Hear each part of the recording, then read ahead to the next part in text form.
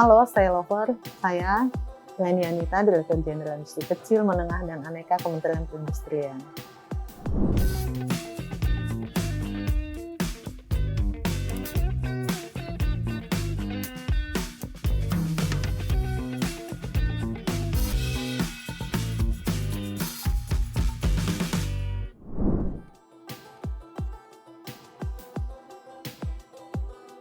Kalau untuk Direktorat Jenderal Industri Kecil, Menengah, dan Aneka sendiri, memang kami membawahi klasifikasi baku lapangan usaha industri yang termasuk industri manufaktur.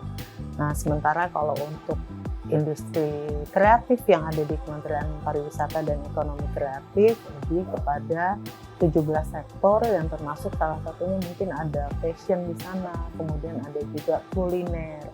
Nah, kalau di industri kecil, menengah, dan aneka, bagaimana kami menyiapkan untuk industri fashionnya, dari industri kainnya, kemudian dari industri garment ataupun konveksi.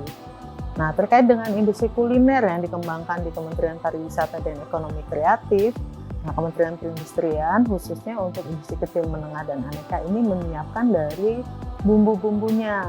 Banyak sekali IKM atau pelaku IKM kami yang sudah bisa menghasilkan bumbu yang siap saji, siap pakai. Jadi ketika industri kuliner itu berkembang, pasti dia harus didukung dengan kesiapan dari bumbu-bumbu atau spicy yang ada, termasuk juga bahan baku yang akan diolah. Misalnya banyak sekali juga pelaku IKM yang menghasilkan frozen food, baik itu basisnya adalah olahan dalam hal ini daging ataupun sayuran. Jadi banyak sudah mengembangkan, menyiapkan dalam upaya kita mengenalkan industri kuliner kita. Apalagi saat ini sudah ada kebijakan pemerintah kaitannya dengan Indonesia Spice of the World. Bagaimana kuliner kita yang baik ini bisa dikenal di mancanegara. Untuk itu butuh yang namanya industri pengolahan dalam hal bumbunya. Baik itu kalau sederhana kita kenal bumbu cabai, kemudian ada bumbu-bumbu berbasis rempah, ada rendang, nah ini mendukung industri kuliner. Seperti itu.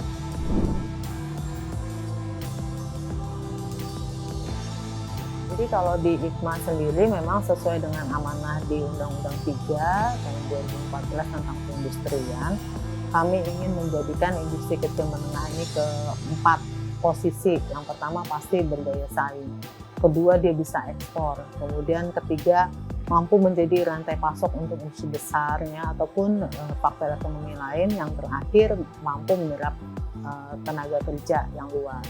Pasti program di dalam yang kami kembangkan bagaimana meningkatkan daya saing. Di sana kami mencoba melakukan kegiatan terkait dengan kemudahan IKM tersebut mendapatkan bahan baku, kemudian kemudahan IKM tersebut mendapatkan bantuan-bantuan dari sisi teknologi untuk proses produksinya, maupun untuk sertifikasi ke produk yang dihasilkan. Di samping itu kami juga melakukan pelatihan untuk meningkatkan kompetensi SDM dari IKM yang menjalankan. Kemudian juga fasilitasi kami untuk mengikut sertakan pelaku-pelaku IKM dalam pameran, baik itu di dalam negeri maupun internasional. Yang terakhir pasti kami memfasilitasi pelaku IKM untuk mendapatkan akses pembiayaan yang lebih murah, lebih cepat, dan juga tidak terganggu oleh proses untuk penjaminan.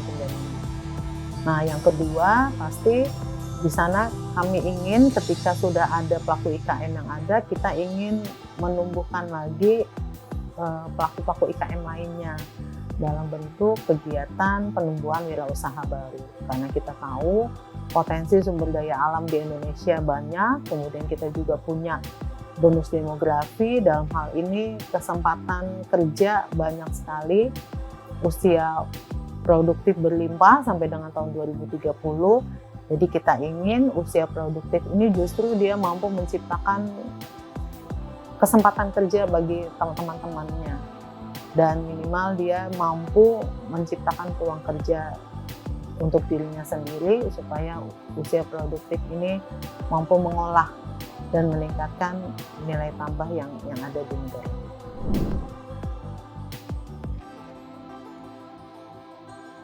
Ya, Kalau untuk industri kecil menengah memang sampai saat ini tercatat jumlah pelaku usahanya 4,4 juta unit usaha.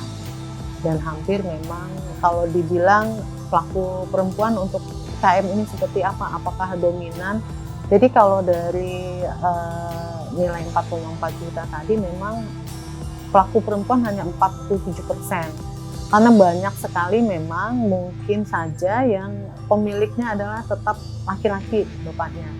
Tapi dari jumlah tenaga kerja di IKM itu hampir 67% memang perempuan. Jadi secara kepemilikan tercatat memang masih di bawah 50%, tapi untuk pekerjanya memang banyak kaum perempuan. Karena umumnya memang kegiatan IKM ini kan masih dekat dengan rumahnya. Jadi di sela-sela kesibukan seorang istri ataupun seorang anak yang pulang sekolah itu dia bisa mengerjakan, misalnya kalau untuk yang tenun, batik itu kebanyakan dikerjakan di sela-sela pekerjaan rumah tangganya, atau ketika sudah selesai rumah tangganya dia baru fokus untuk mengerjakan batik ataupun tenun, dan juga menjahit atau kita kenal dengan konveksi, bordir, sulaman, itu juga banyak pekerja perempuannya. Karena untuk yang berbasis kerajinan ataupun keterampilan memang ketelitian perempuan tidak bisa diragukan, masih banyak. Yang kaum lelaki ini banyak sekali untuk di pelaku IKM ini yang basisnya logam, mesin gitu ya, yang banyak sekali menghasilkan alat-alat rumah tangga basisnya adalah logam, mesin. Tapi kalau untuk yang itu keterampilan seperti produk kria, umumnya memang pekerjanya ataupun ownernya sekalipun adalah perempuan.